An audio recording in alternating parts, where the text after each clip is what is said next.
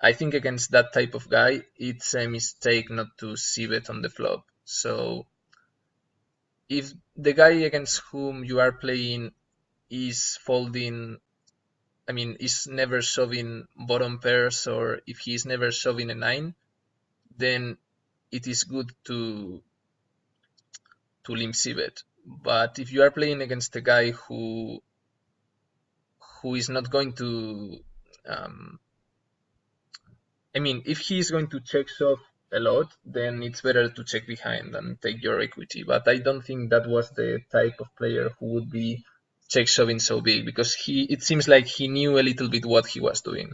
So it's better to just c-bet on the flop.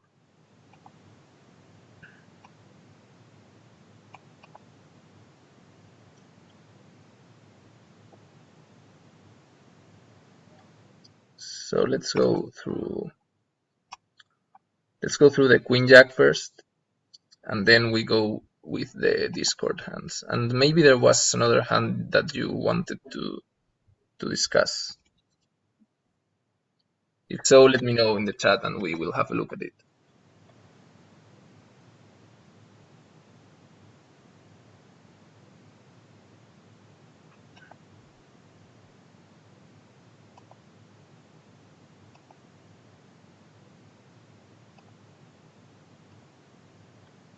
We can't see your screen, Dave. Okay, thank you.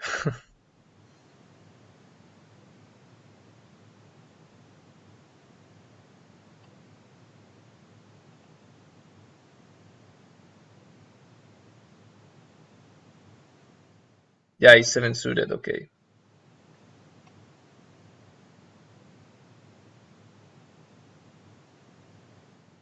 So let's have a look at the queen jack suited hand, which was, I opened from the bottom, I think it was 25 blinds, and the board is, well, big blind defense, and the board is 8 deuce 8 with our backdoor flush.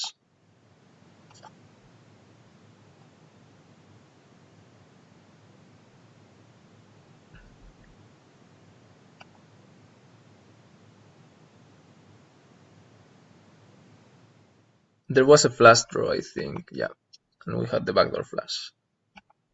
So big blind checks his entire range, and actually we are not checking anything on this board. Even at 25 big blinds, our opponent will have such a hard time finding check raises and calls and so on that it's just better to c-bet our entire range, as small as we can. And for any stack size, it seems.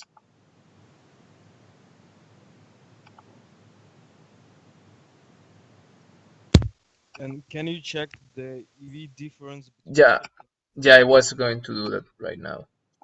So the queen jack suited of hearts, which is the backdoor flush, checking is minus 9.84 and betting is minus 9.16.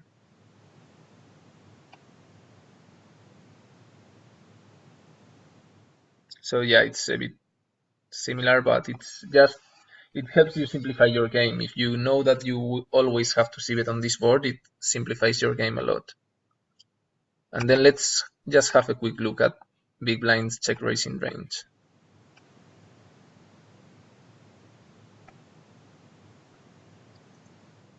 So yeah, he's not check raising for 3, as I said, it seems. Well, maybe some tiny amount of the times. And then he's check raising 5-4 and 6-5.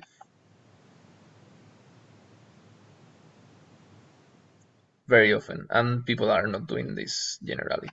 I think Fig is the kind of guy who could be doing this, but not generally. So it's even better for us to be betting all our range here. And let's also just have a look at how imposition should be reacting against the check raise, so that you know how far you can go with check raising and exploiting your opponent. So if you check raise from 20, if we see bet 20, into a 90 chip spot, then the check raise from our opponent would be to 60 chips. And this would be the range that we should be peeling. So let's try to see some hands that people are not peeling, just to see if we can exploit this. I'm not sure about your stakes, but it seems like on hundreds people are calling similar stuff to this. Maybe some people are not calling Jack 9 with the 9 of spades, but I think most people are. This is a hand that they aren't calling for sure. The 10-9 without a backdoor flush or anything, 10-9 is usually folded when we see bet 20 and they raise to 60. And then what else?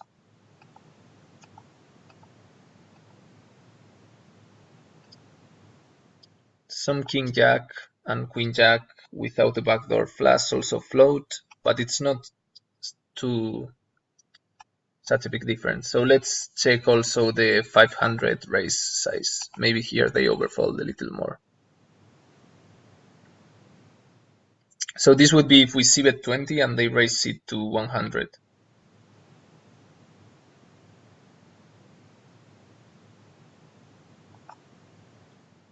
And here for some reason you are floating with 9-7 without a backdoor flush.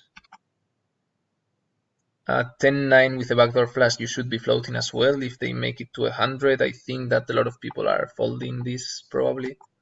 Then Jack 9 should be a call sometimes as well. I think a lot of people are folding.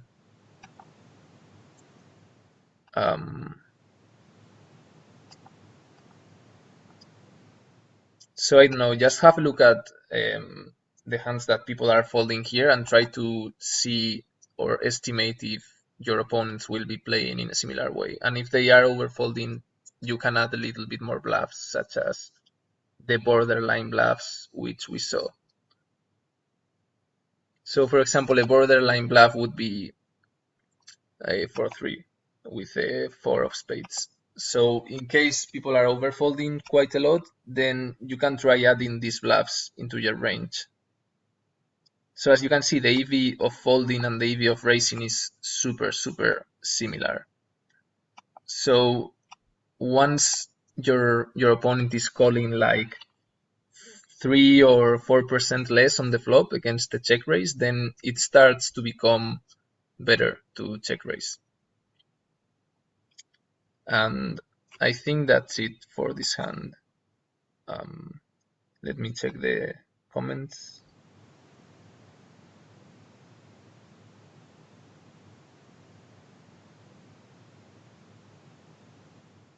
But as long as people don't raise as much, we should fold a little bit more.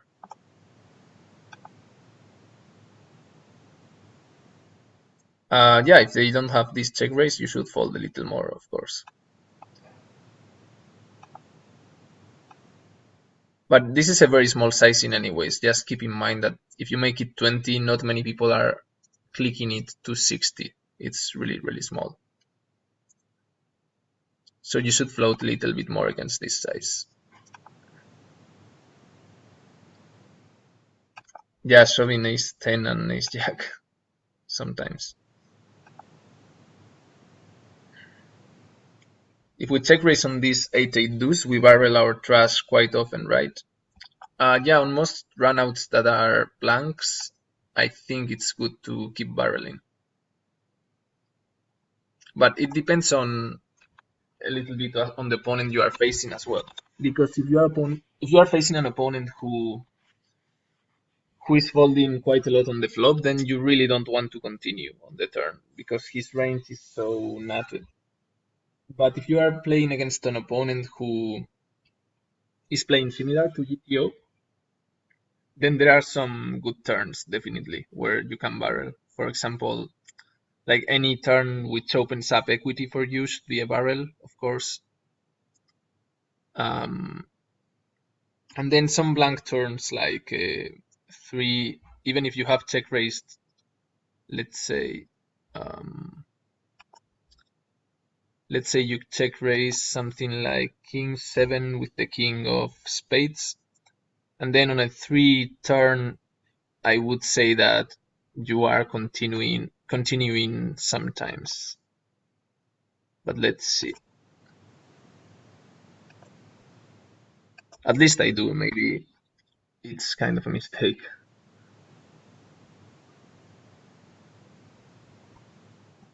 It's a 3 blank.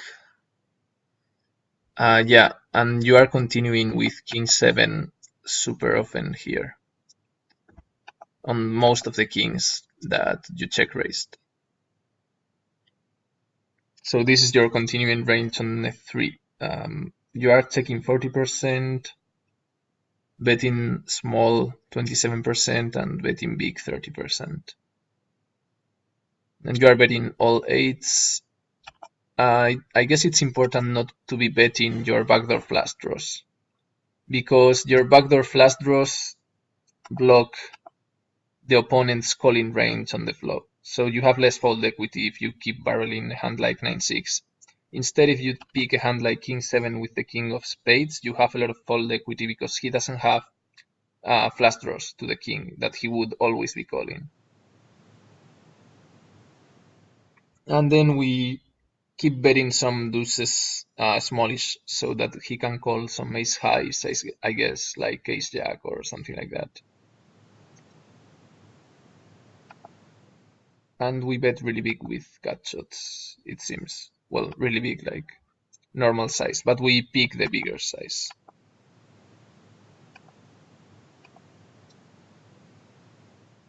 I think population tendency is to call as wide as GTO on the flop versus check raise and overfold on the turn. Yes, I think that's accurate for 60s and 100s, I would say. I would say that for 60s and 100s, they are playing correctly on the flop against check raises, but they overfold a little bit on the turn. So we can have a look at how much they should be defending on the turn if you want.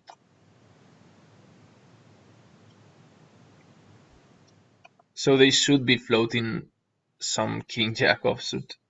If you bet half pot. So if you bet half pot, they should be floating ridiculously too much. Like king 10 suited with nothing, king jack suited with nothing, queen jack of hearts randomly, I don't know. But instead of folding 30% like here, they are probably folding like 45% maybe. So we are printing quite a lot of money by barreling on blank turns. So yeah, your read is completely correct. Those are the things you learn by playing and not studying too much, I would say. The population tendencies come from playing a lot and thinking about hands in game and so on, and thinking about some exploits that you could do. So yeah, that's a really good strategy to check raise on the flop quite wide and then keep barreling on the turn. So the other hand was a7 on 9-5 something.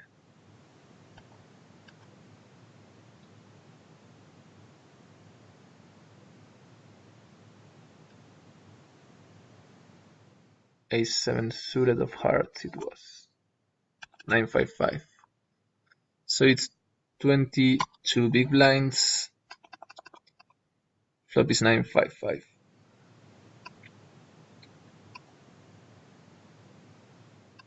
Oh, and if you want to discuss anything else about this hand, let me know before closing it.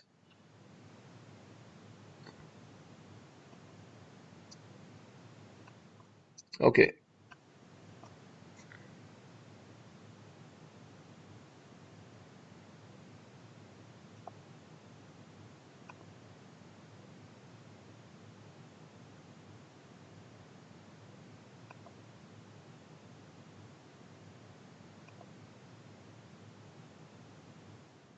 So he bets small, I think.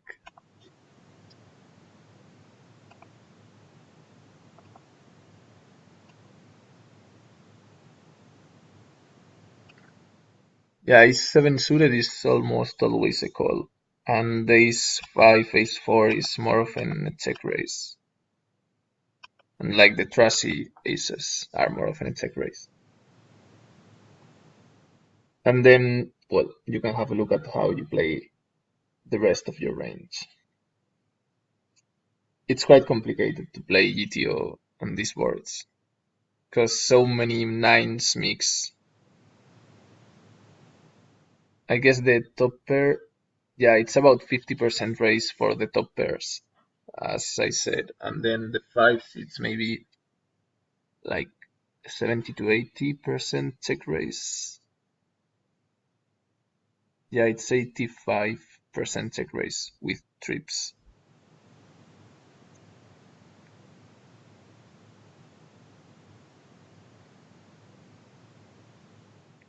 Also, you prefer to check raise your stronger ones.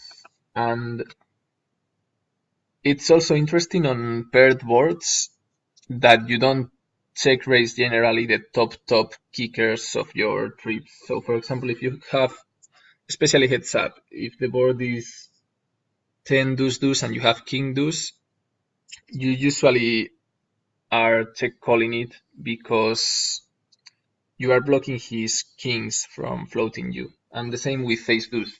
And that's the reason why GTO chooses to check raise ace 5 over another hand like king 5 or queen 5, because if you check raise ace 5, you don't allow him. Having the ace makes him less likely to have an ace himself and makes his range weaker, and he won't be floating so much when you have ace 5. But instead, when you have queen 5, this is like the premium raise, which is raise 96% of the time. You don't block any of his floats, so it is much better to check raise this. And then king 5, it's 92, 88% raise. And then ace 5, it's like 50%. So again, with king 5, you block a little bit more of his floats, but not way too many. You block the most with the ace 5.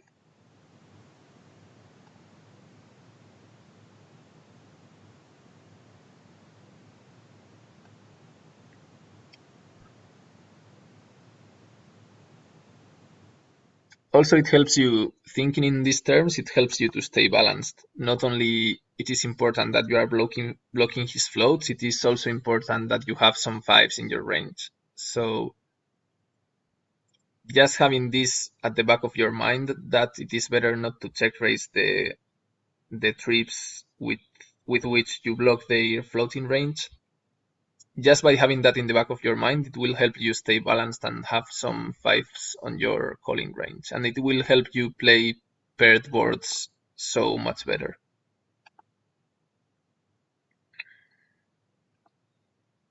And let me go through some hands on Discord.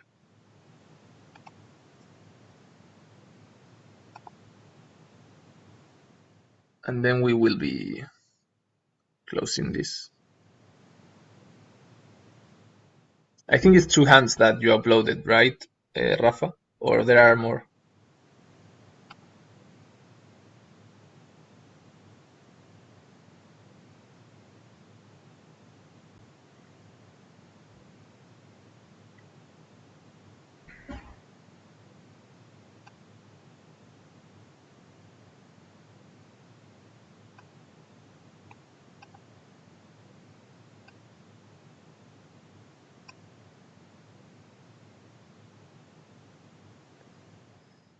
This one I read your thoughts, Sebastian. Don't know how many, but there are some opinions. Okay, I will answer this one first because I read it, but I didn't actually answer it, but I have an answer. And the question is if what is exactly our plan? If we should bet the turn and bet again the river, or if we should just bet the turn bigger. And personally, well, the hand goes like this for those who don't know what we are talking about. The hand goes raise from the small blind heads up, our opponent, I mean villain, raises to 2 big blinds. We defend. Flop is king, queen 7, check check on the flop, and on the turn we decide whether we want to pro bet or not and what's our sizing. And personally, I like to bet big on the turn and forget about it on the river, because fish generally don't fold the pair when the river is a blank. If they have a queen, they generally don't fold if you double barrel, because so many draws missed. They see like, oh, 8-9 missed, 10-9 missed, flush draws missed, so he has a lot of bluffs, so I will be calling, and that's how fish tend to play. So unless the river is really good, I wouldn't be bluffing. I think I'm checking like 90 to 95% of the times on the river when he calls on the turn. And I would choose something like pot bet on the turn, just to make it more easy for him to fold the 7 or something like that. So I would be pot betting the turn and forgetting about the hand almost always. Also, if you pot bet your hand and you lose the pot by the river, you still have a lot of chips to win the match. So first of all, bluffing the river is really high variance against fish, because you will have definitely better spots to win his stack, or more clear spots. And then the bluff is not very EV plus by itself, I would say. Okay, so let's go with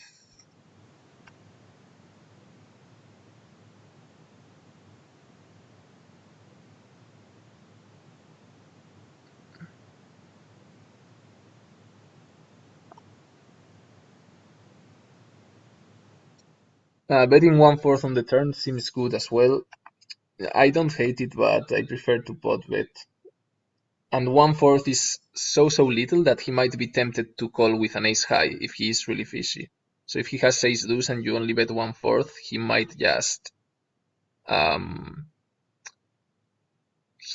call you. And then if you don't bluff the river, oh, it's 1/4 on the flop and then 1/2 on the river.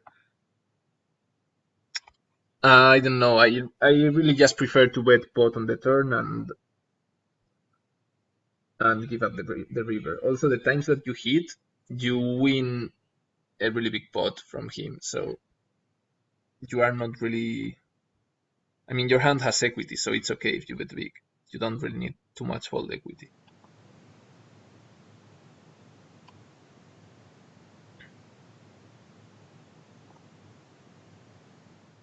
Versus, so this one is from Rafa. Versus a good reg and aggressive, don't really know what to do. I think he can bluff me here, but don't think that my hand is the best one, even if it doesn't block much. So the hand goes like this.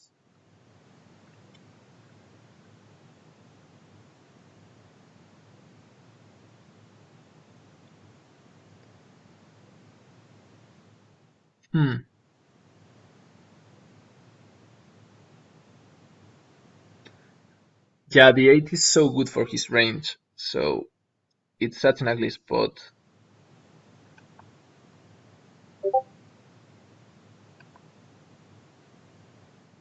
Fix 6 is the regular.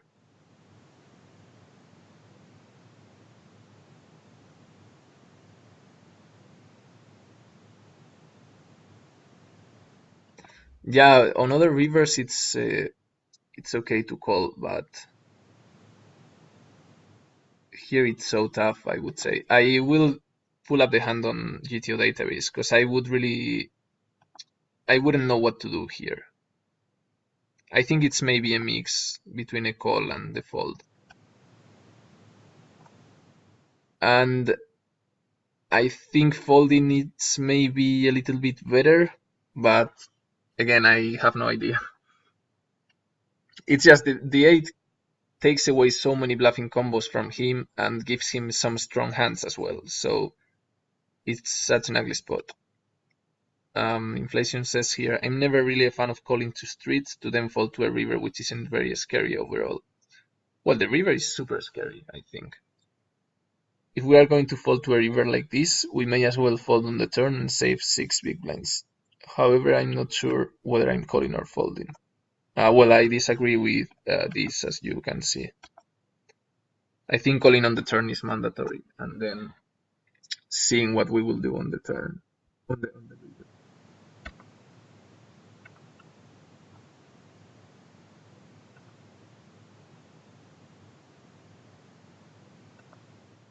So small blind raises to 200. We call. It's 25 big blinds deep, and the board is queen six.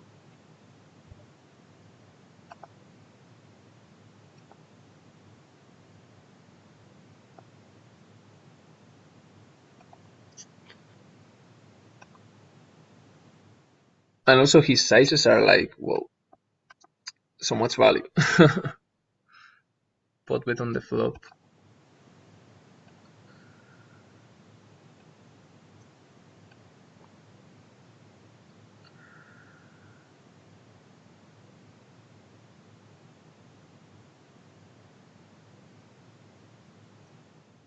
This should be suited, I think, to the queen and the 4.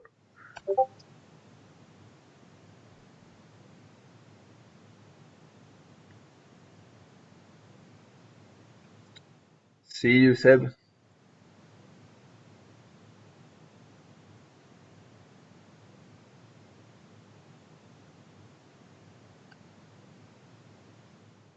FGS better folding. No, you can't use FGS if you are playing against a good reg, or he will destroy you. You have to take high variance spots and tough spots in general. So, pot bet. Turn is in.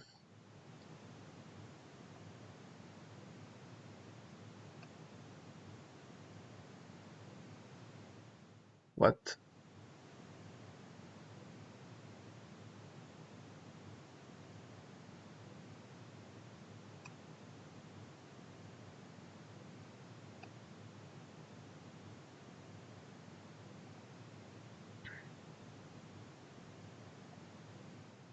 Oh, okay, I made a donk bet here.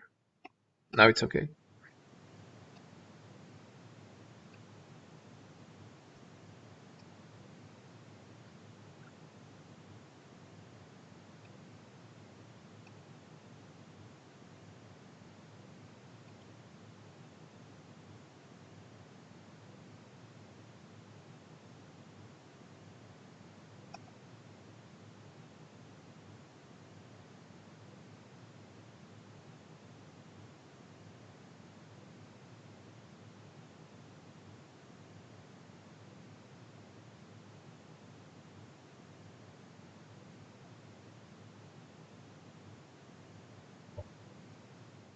So there isn't a half pot button, but these are his bluffs, by the way, on the turn, which is interesting. I think these are good bluffs to have on the turn. King 7, King 8.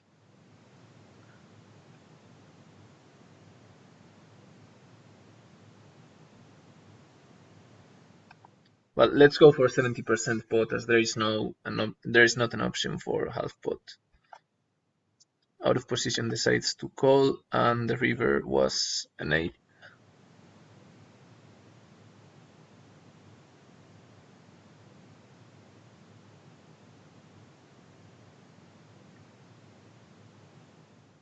Oh, not a suited 8. It's interesting, by the way, that you have so much of a donking range when the 8 is a spade. I didn't really know it was so huge. But if it's not a spade, we don't have donking range, and bottom bets all in. And yeah, it's a mix. You don't, not even GTO knows what to do with this hand. It's really hard. I think I would be, I don't know, depends on the day, I might call or I might fold. Regarding the Hand of Winterhedge, which is this one, I also saw it but didn't answer. I just read the hands, but I forgot to answer.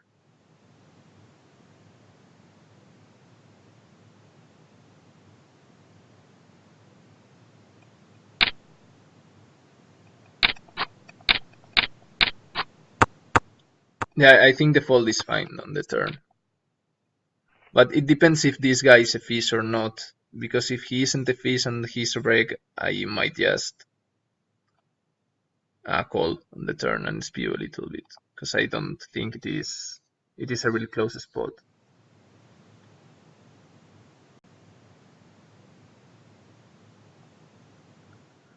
And about Rafa, who said, why not bet small on the flop?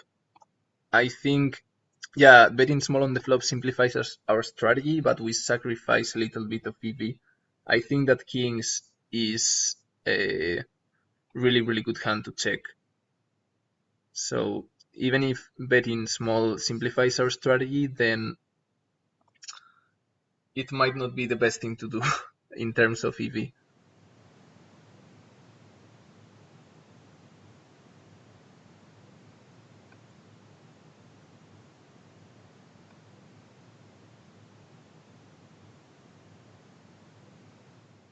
Can we look what GTO cbet spot later, please? I think I have it open still, so yeah, we can have a look.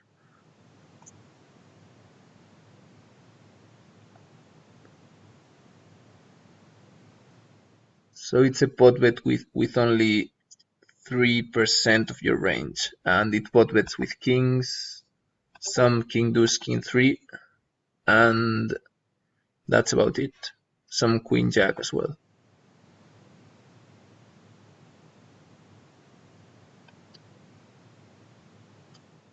Yeah, but topper no kicker, and his sizing is so value oriented. Had the same problem, nice. And sizes are not the same as he used, so GTO has more bluff than him in my mind. Yeah, GTO probably has more bluff than him in this spot, but I'm not sure. He's he really loves to triple barrel and go crazy, so he might be unbalanced.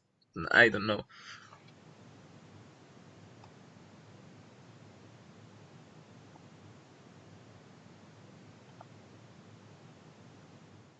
Yeah, Fig loves to bluff.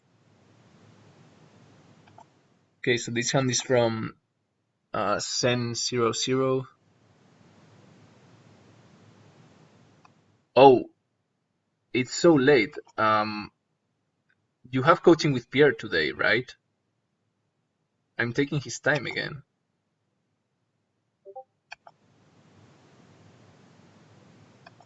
Fuck. Let.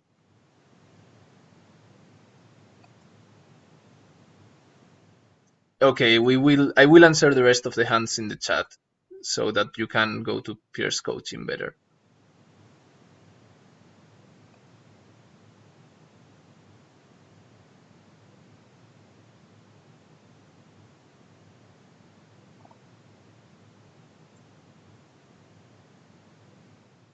So that was it, guys.